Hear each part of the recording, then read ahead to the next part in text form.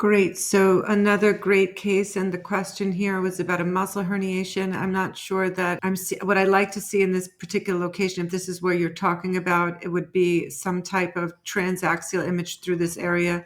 And I don't feel I have that, but I do appreciate the ultrasound and, I understand all of that, but I really would like to see it on an axial image to really understand what is wrong with the crural fascia that's bulging. But moving past that, moving right into the ankle, let's just go to this proton density. And again, just like in the first case I showed you, I'm going to take you through a systematic checklist so that you can go through all your cases. And for ankles, it's a lot of steps, but as you practice the different steps, you're going to be able to pull in together all the different parts that can understand that, in the end of the day, I think it all comes down to walking, right? So many people who walk in certain ways are going to have common pathologies. So this is one of the more common pathologies, but let's just take a look at everything. Posterior tibial tendon, larger than the flexogit and flexor hallucis, or at least we're dealing with some type 1 tendinosis getting to the medial navicula. Remember I said that 50% goes onto the medial navicula, the rest are going to go to the cuneiforms and metatarsals, and what you want to do there is flip it to your coronal image, understand where your posterior tibial tendon is. Once you get your images sharper, you can get to see that insertion as we get to higher Tesla magnet and strength, you're going to see this with more clarity that there's interstitial signal here. By the way, just in point on your wide field of view, this is hurting you. For this ankle, you want to cut it at the level of the midfoot. You can include, as you do on the axials, but there's no need to do the entire foot because you're losing a lot of important information, but we'll work through it anyway. So moving back to my axial images, posterior tibial tendon hypertrophy consistent with tendinosis, flexodig, flexor hallucis. I'm going to follow these two guys out to a place called the master knot of Henry, because when I have tenosynovitis there, then I really have tenosynovitis. So that's when I'll invoke, that I definitely have some medial flexor tenosynovitis.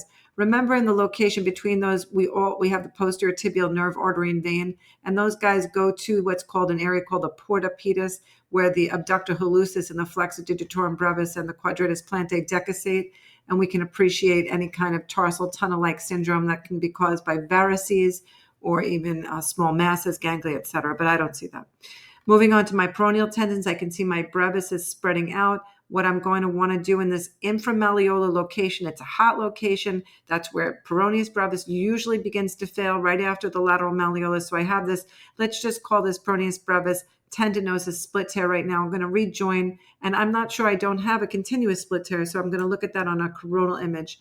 And because yours are lower res, we can appreciate the peroneus brevis is just more of this blob right here, and it's going to get all the way to the base of the fifth. So what I have here at the very least is inframalleolar peroneus brevis tendinosis, low-grade split tear. And then I'm going to go back to my axial because, again, want to see my superior peroneal retinaculum. It's an important band. There's a fibrous ridge which prevents the peroneal tendons from slipping off. So in basketball players, you can have superior peroneal retinacular tears. They're pivoting off.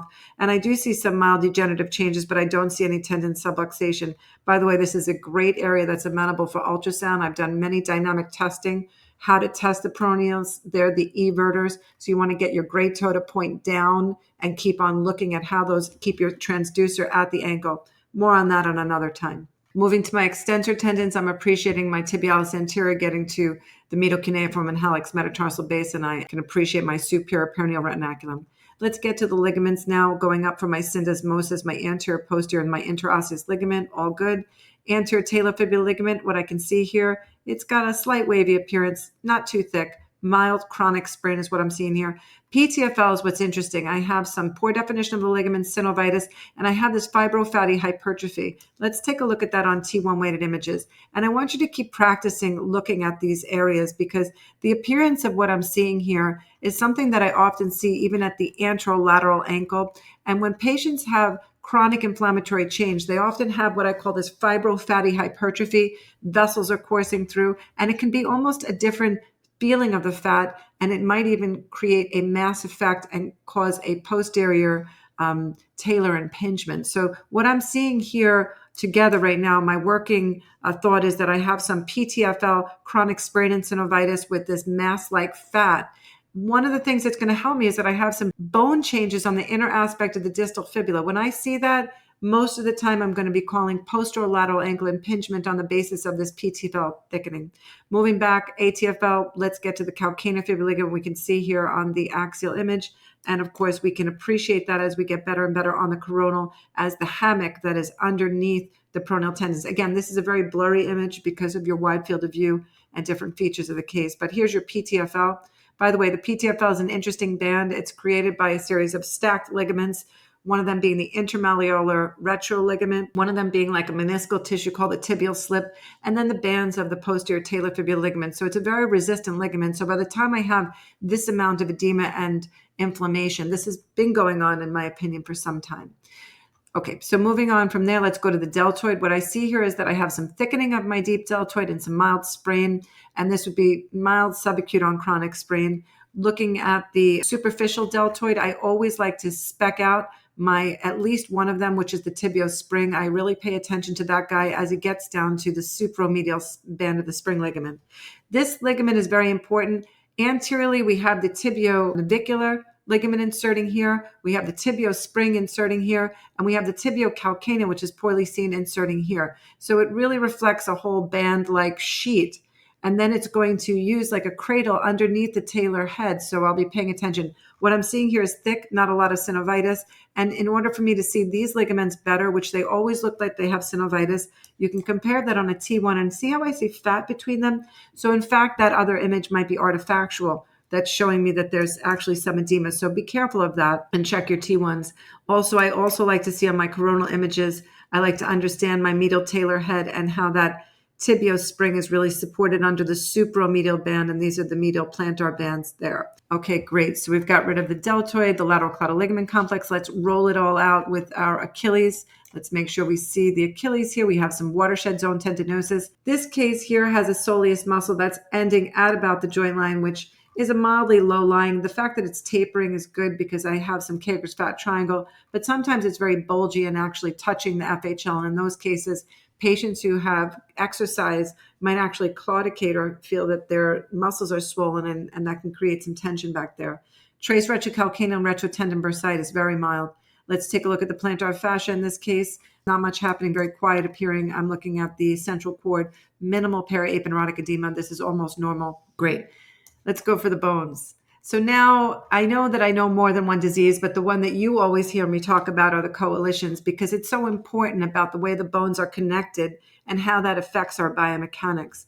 So when I look at the subtalar joints here and I understand the angle of my posterior subtalar joint, as I come medially, notice it'll get horizontal, and it's kind of got this like really very prominent facet as it comes medially. And this is a extraarticular anteromedial fibrous coalition.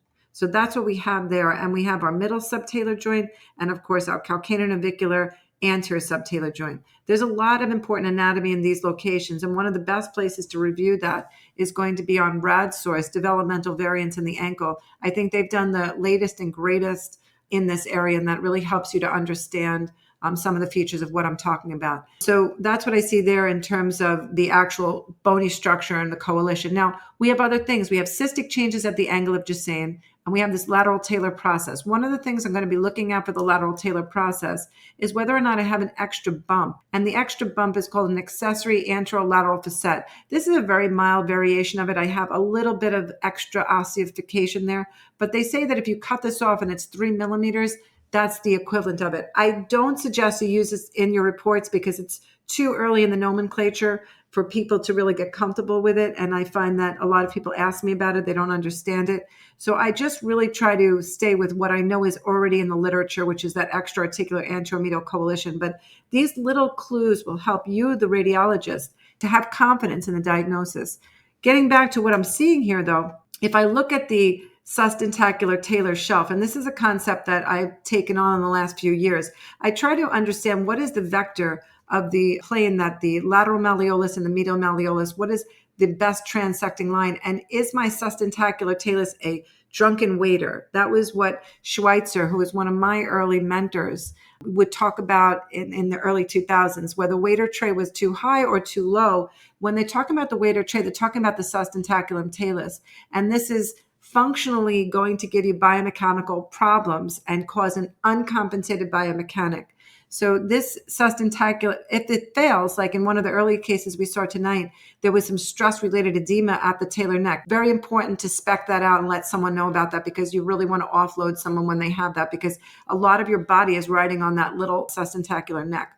Nonetheless, this is just more evidence we have this extra-articular anteromedial coalition. Now, not all of these patients are going to be flat-foot or cavus. You want to look further at what's going on at the lateral process and the angle of Gisane. When you see cystic changes, we know that's on the order of lateral hindfoot impingement.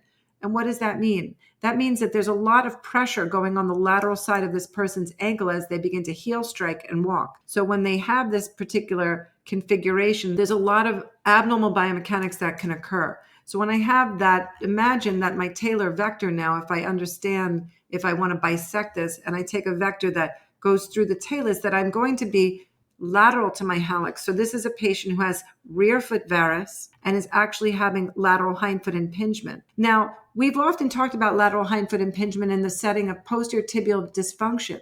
And that just goes to show you that not all of posterior tibial dysfunction is based on flat foot. So these are complex concepts, but as you learn more and more, they'll all come together. Going through the process in a systematic way has really helped me to find all the findings and then escalate my understanding of biomechanics. I didn't start understanding it, but now I'm getting better at it as years go on. Now, you can imagine in this rear foot varus that when I hit the heel, my body has to do something to get all the way to toe up. Imagine that the soft tissue structures are really picking up the heat in that area. And my PTFL is overworking to try to get my ankle to twist and get my great toe on the ground. And if you look now at the phases of gait, they're even called the early flat foot and the late flat foot phase, because the body has to get from this high position in cavus all the way to toe up. And often there's an uncompensated biomechanic in patients like this. So this is a PTFL impingement. It's on the basis of rear foot varus. We have an extra-articular anteromedial coalition. And we want to let physicians know this, because if they just go into sort of fix one area and clean this out, recognize that the biomechanics has not changed. And we may just be taking out or mucking around in important structures. So we want to give them this important information so that they understand how to balance the biomechanic. And I think in the future with AI, as we improve our understanding of what we're actually seeing, that AI is going to help us bring it the rest of the way. But I think it behooves us to understand what these mechanics are all about. And I hope that this has been helpful, and we can again go over this all in class. So thank you for your time and attention.